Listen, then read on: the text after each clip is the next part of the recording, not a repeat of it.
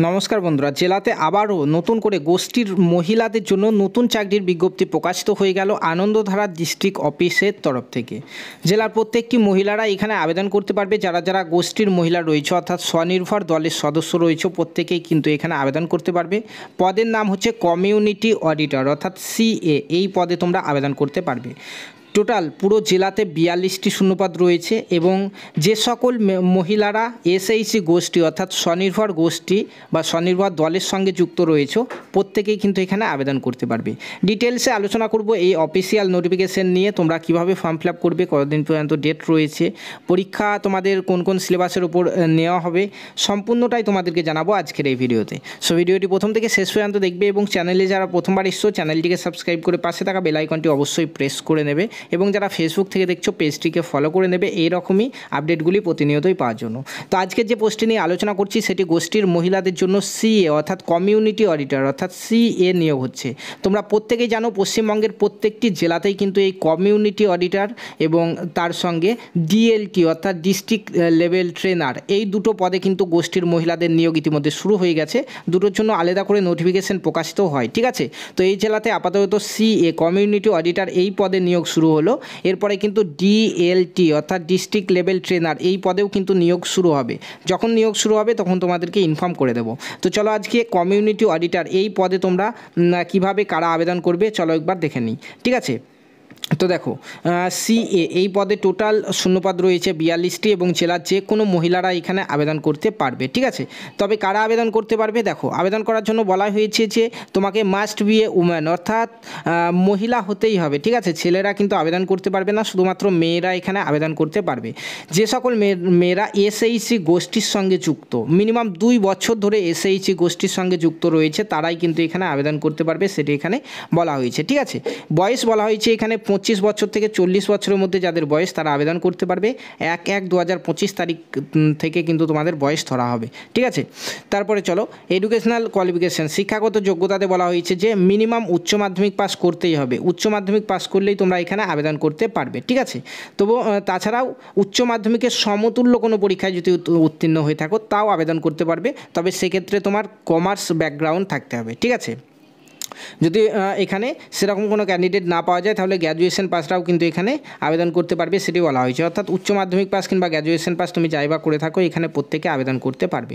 কম্পিউটারে হালকা পাতলা নলেজ থাকতে হবে তোমাদেরকে, এমএস ওয়ার্ড, এক্সেল, ইন্টারনেট এই সব ব্যাপারে কিন্তু জানতে হবে, কারণ তোমাদের এখানে গোষ্ঠীর যে সকল কাজকর্মগুলি হবে সেগুলিকে মোবাইলের মাধ্যমে কিন্তু রিপোর্টগুলি তোমাদেরকে এন্ট্রি করতে হবে, সেই জন্য এই সকল কাজগুলি কিন্তু তোমাদের জানা আবশ্যক, ঠিক আছে। তারপরে চলো এখানে আর কি কি বলা রয়েছে দেখি। নোটিফিকেশনে বলা হয়েছে যারা আইসিডিএস আশা কিংবা ভিআরপি রয়েছে তোমরা কিন্তু এখানে আবেদন করতে পারবে না, ঠিক আছে।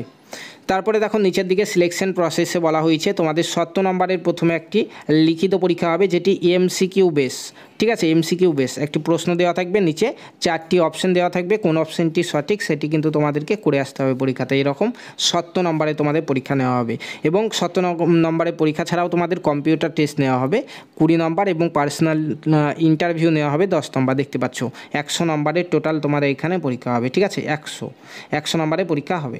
তো তারপরে এখানে তোমরা দেখতে পাচ্ছ যে এখানে তোমাদের কম্পিউটার টেস্ট এবং ইন্টারভিউর জন্য 1:15 অনুপাতে ক্যান্ডিডেটকে ডাকা হবে। যা ভ্যাকান্সি রয়েছে তার থেকে 1.5 গুণ বেশি ক্যান্ডিডেটকে কিন্তু ইন্টারভিউর জন্য এবং কম্পিউটার টেস্টের জন্য ডাকা হবে, ঠিক আছে।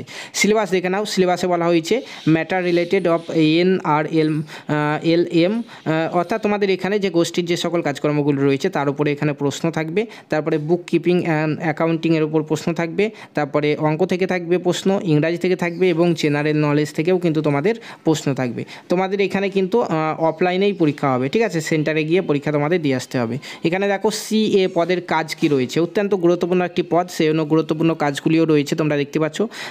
Preparation of financial statement, audit report তৈরি করা, ফাইন্যান্সিয়াল স্টেটমেন্ট তৈরি করা ইত্যাদি জিনিসগুলি করতে হবে। তারপর ইয়ারলি যে রিপোর্ট রয়েছে সেগুলি তোমাদেরকে তৈরি করতে হবে।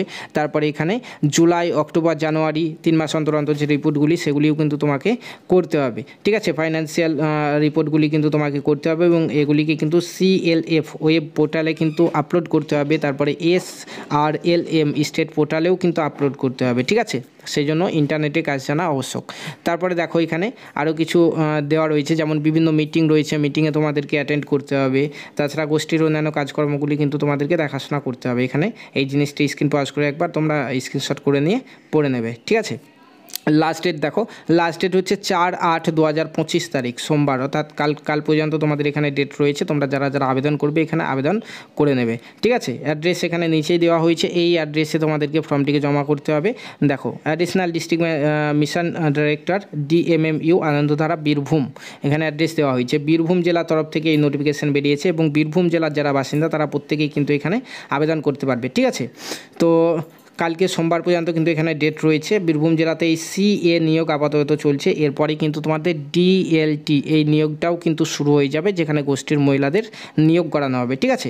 তোমাদের জেলার যে অফিসিয়াল ওয়েবসাইট সেখানে ফর্ম দেওয়া রয়েছে, ফর্মটি ফিল আপ করতে পারবে, তোমরা ডাউনলোড করে নিতে পারবে সেখান থেকে, কিংবা এই ভিডিও ডেসক্রিপশন বক্স থেকে আমাদের হোয়াটসঅ্যাপ গ্রুপে জয়েন করতে পারো, সেখানেও কিন্তু আমরা হোয়াটসঅ্যাপ গ্রুপে তোমাদের এই নোটিফিকেশন সহ ফর্মটিকে দিয়ে রাখবো, ঠিক আছে। এবং পরবর্তী তোমাদের যে DLT নিয়োগ হবে সেই নিয়োগের আপডেট পাওয়ার জন্য চ্যানেলটিকে সাবস্ক্রাইব করে রাখো, এবং অন্যান্য জেলা থেকে যারা ভিডিওটি দেখলে প্রত্যেকের জেলার নামটি অবশ্যই কমেন্টে জানিয়ে দাও। তোমাদের জেলার এই নিয়োগগুলি এই 1-2 মাসের মধ্যেই কিন্তু হবে, তোমাদেরকে সবার আগে আমরা ইনফর্ম করে দেবো।